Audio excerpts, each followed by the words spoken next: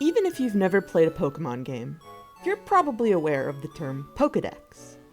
It's a high-tech encyclopedia designed to catalog information about Pokemon as its owner comes across them. As your adventure unravels, its pages slowly fill, growing and evolving until it eventually contains the data on every Pokemon in existence. That's what being a Bakugan fan is like. There is no conclusive list of every Bakugan to release, and as a result, some even have their authenticity disputed. I thought it would be fun to explore a few of these elusive Bakugan and what little is known about them. In a sense, we'll progress from Bakugan with unusual mutations, to cryptids, all the way to mere myths. Before we go any further, let's clarify some language. A treatment is a color palette, and sometimes texture or material, a Bakugan is made with. Some weirder Bakugan have unusual or unreleased treatments. A leak is when an unreleased Bakugan is released from a factory to vendors or merchants outside of Spin Master's purview. This is how the majority of Bakugan that stay unreleased end up on the public market. A prototype generally refers to an unpainted Bakugan, sometimes with its plastic and mismatched colors, although this can also refer to Bakugan with unreleased palettes and treatments. They are often the result of factory leaks and popular with collectors. Some Bakugan are mistaken for being unreleased due to their unusual treatments. The original wave of battle brawlers has an odd tendency where Bakugan are occasionally found with atypical secondary colors or color palettes. There's also some battle brawlers Bakugan released in Europe that received treatments that shouldn't have been available to them, since they debuted in New Vestroia. Some examples include the Storm Skyrus in Baku Neon, or this Fortress in Baku Frost. Here's a fun one. For whatever reason, Preyas Diablo never got a Pyrus release. Except it did, as seen here, although it is believed it was only given to Spin Master employees. Misprints are not uncommon with Bakugan.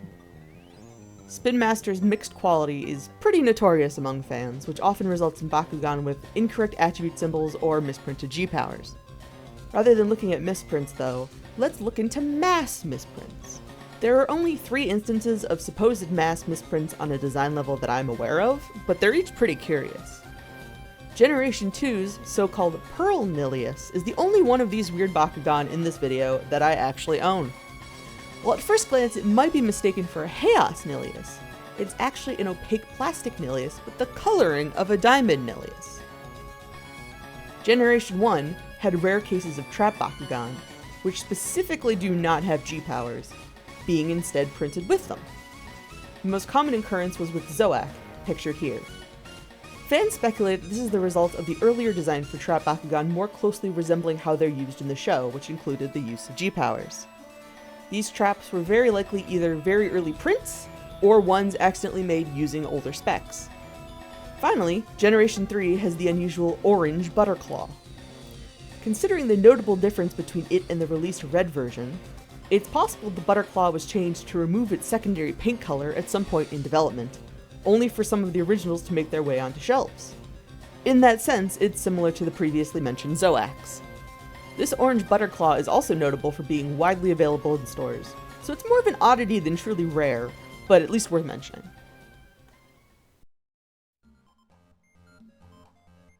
Generation 1 is the most abundant when it comes to undocumented Bakugan and uncertainty regarding the official status of some specimens. Many of these simply never ended up releasing in certain palettes. Titanium Dragonoid, for instance, has been recorded existing in all 6 attributes, even if it only officially released in Pyrus, Ventus, and Darkus. But the most interesting Bakugan, in my opinion, are the ones of dubious authenticity. The prevalence of Bakugan bootlegs makes tracking down official releases even harder. Some toys are obvious fakes. Wrong sizes, colors, symbols, and the like won't confuse your average fan. Others are just convincing enough that arguments are ongoing as to whether they're real or not. Banana Bakugan are named for their yellow and green color schemes, distinguishing them from the typical Subterra, tan, and brown palettes. They are almost certainly the most famous bootleg Bakugan, and by that, a lot of people are pretty sure they're bootlegs. Their quality is notably pretty poor, but considering the existence of somewhat similar Japanese exclusive chocolate Bakugan, and Spin Master's notorious dubious quality control, that isn't enough for some fans to confidently consider them fakes. Not helping is the popularity of the color scheme in some other, more obvious bootlegs, as seen in this photo. Until proof is found of a banana dragonoid or manion still in package, the two releases seen as most likely to be real, and also the most common, it seems their authenticity will continue to be debated. Glitter Bakugan are a lesser known and even more widely disputed treatment. A single photo exists of one in a sealed package, which gives their authenticity more credence, although glitter has never since been used in any other Bakugan product or treatment. The languages on the package imply it might have been an EU exclusive release, but it's still unclear how or why this treatment would have existed, for what purpose, and why it was never revisited. It's possible that Glitter and Banana Bakugan are real in the sense that they were made using official molds, albeit not by Spin Master, but we also might never know. There are also these odd prototype golden Bakugan whose origin and use is unknown. Maybe they were intended to be rewarded at some point, seeing as Japan made similar Baku metallic Bakugan that were given away as tournament prizes. On Instagram, Arctic Sirius has a truly enviable collection, and a few of which are worth looking at here.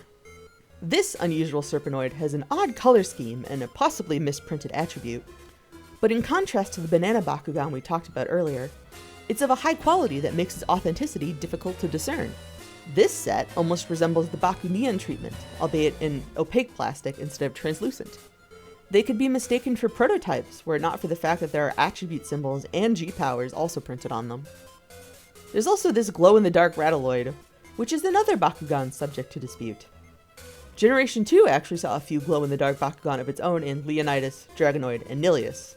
While authentic, they went unreleased in place of the Nova light-up style.